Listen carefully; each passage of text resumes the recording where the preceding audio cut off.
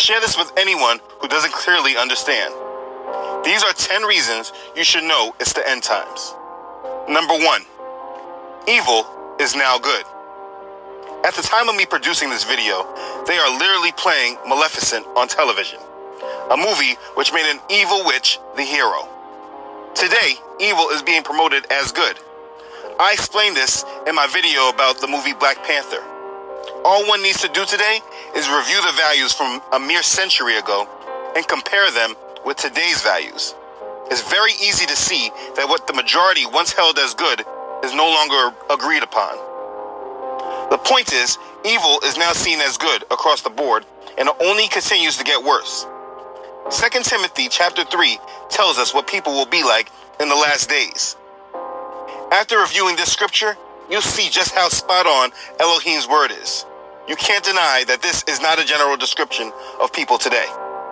Number 2, the United Nations Sustainable Development. I realize number 1 isn't enough evidence for a naysayer, so I will immediately jump into indisputable information. The United Nations Sustainable Development Goals, also known as Agenda 21, is a great start.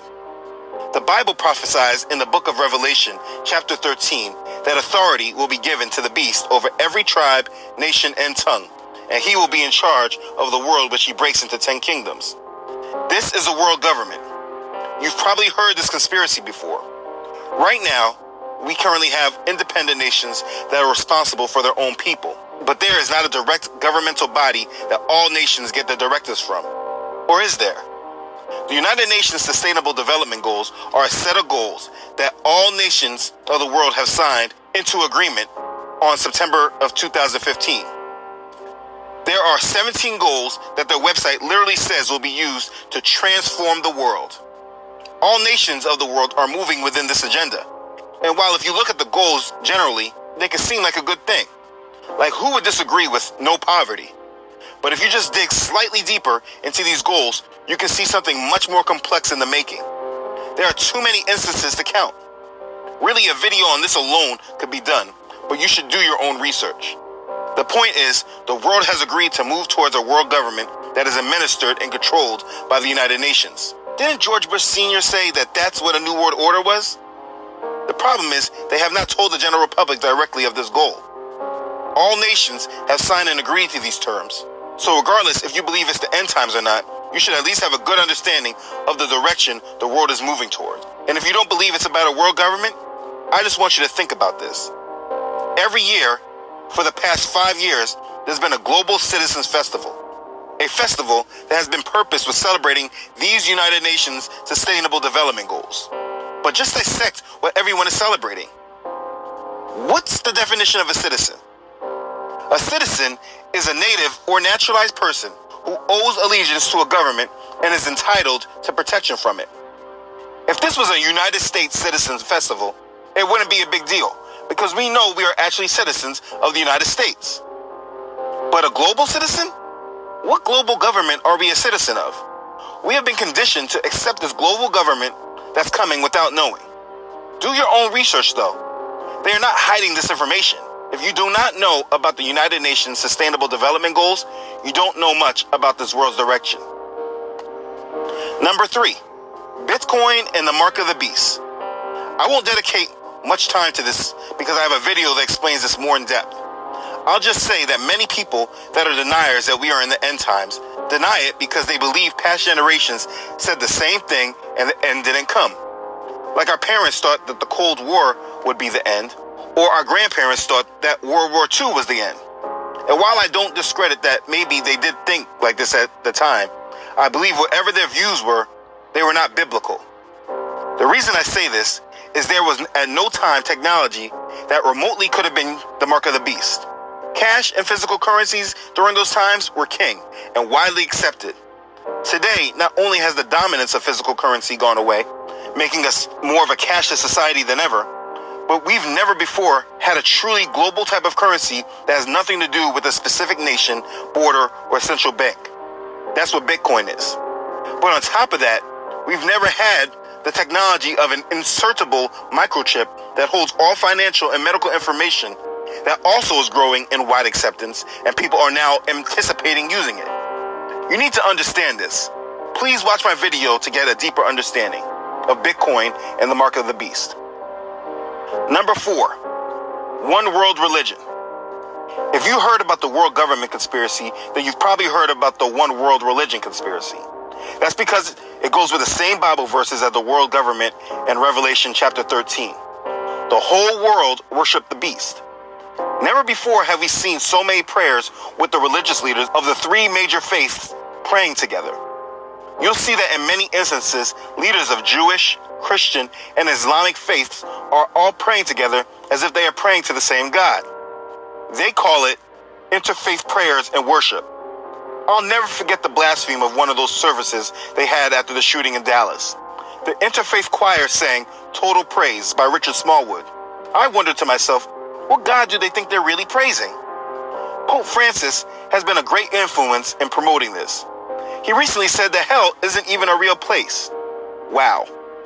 But he's done much to promote this one world religion. We've never seen this before in our world history. You need to pay attention to this. Number 5, the fight for Jerusalem and the Third Temple. Now, there's a reason why President Trump had pushed to move the U.S. Embassy to Jerusalem. He's now bringing global attention to the city that Elohim has chosen. But there is a massive amount of movement happening in Jerusalem. While on top of that, the Israelis have been pleading to rebuild the temple. If you pay attention to the news over in Israel, you can't deny that something's going on over there. It might not be real to everyone because our news networks in the U.S. don't cover it. But the Israelis have been making major preparations for their temple, putting together specific things they need in order to worship in the temple. Things like a specific red heifer they need for their sacrifices, and other materials. These are recent developments that just goes along with the times we're in. Don't ignore it. Number 6, the U.S. economy is collapsing. Again, I have a video about this subject that covers this more in depth. Please understand that the points the mainstream media makes about the U.S. economy currently being great and the U.S. being at record unemployments are myths. Do you feel that this economy is great? Are there a bunch of great jobs available for you and your children? I focus on the U.S. economy because it has so much impact on the global economy. It's the leader. So let me explain. Since the Great Recession, they did not fix too big to fail. They made it worse. They did not fix the debt markets. They subsidized it and intensified our debt levels. In 2009, our national debt was 10.9 trillion. And today, in 2018, it's over 21 trillion, nearly doubled in 9 years. The stock market was at all-time highs in the beginning of the year, but is dramatically retreating from this. Do you remember what happened in 2007, a little bit after we hit all-time highs? The mainstream media is just waving it off as a normal market correction, but it's much deeper than that. Be clear, this economy has to collapse. It's mathematically impossible for it to be able to sustain itself, especially with the Fed still raising interest rates. There are massive bubbles that must pop.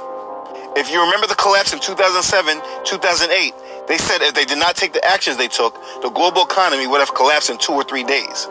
We're now worse off in every indicator, and they can't even take the same actions they took before should a problem erupt. If you're comfortable with today's world, it's only because you're either believing in the mainstream media that things like the economy are great, or you're not paying attention to the economy at all. This is important to understand because it paves the way for a new financial system like Bitcoin. Number 7, the trade war and the collapse of the US dollar. If you've been paying attention to the global news over the past few years, you should have been anticipating this coming trade war as well as the recent actions from the US. The eastern nations of Russia, Iran, and China have been making major moves against the US dollar. The general public believes that Trump just decided to recently push these tariffs on China, but I've been personally expecting action because China is making major moves against the US dollar. They literally were said to start pricing oil in their currency yuan, and they were supposed to be doing this 1 month after Trump announced the hard stance against them. But their move was planned months before Trump's action was even discussed. There's too much to explain, but this trade war is not about what the mainstream news is saying. These actions President Trump is taking are not about getting a new deal. It's in response to the challenge of the petrodollar. China is pricing oil in their currency. the first real legitimate challenge to the petrodollar we've seen. No matter what happens from this, it will be bad for the world. This by itself could collapse the global economy. But I listed it separate because it literally is independent of how bad the global economy is. Just understand, what you're seeing and hearing about the trade war is not real. This threatens the current system, and we are at a point of no return. As you hear this trade war intensify, you should be bracing for a major problem. Number 8. The wealthy are preparing for a global catastrophe. Did you know that nuclear bunkers are in a higher demand than ever before? Did you know that underground bunkers are now seen as a status symbol of wealth? They are literally preparing for a major global catastrophe. There's even membership clubs that you can join to be in underground communities. Russia is having nuclear drills with its citizens. The point is, the wealthy know something the general public does not know. This didn't just become a phenomenon for no reason. The world is on edge because it's the end times, while the general public is expecting good times ahead. They're preparing. Why aren't you? Number 9.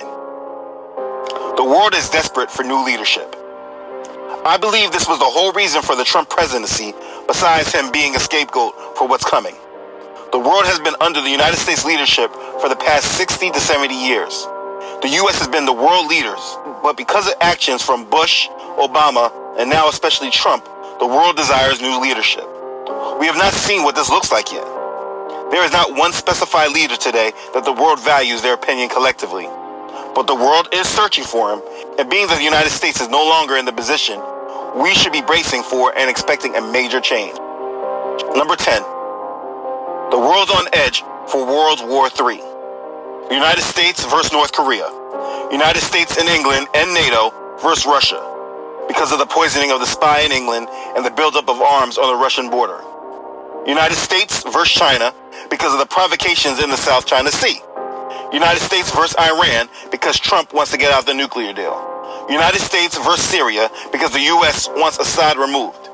Israel, Saudi Arabia versus Iran and Turkey for domination of the Middle East, as well as the threat of terrorism from ISIS. The world is on edge for war. Do you think that these conflicts will just go away on their own? Are you expecting all these conflicts to just go away peacefully? Again,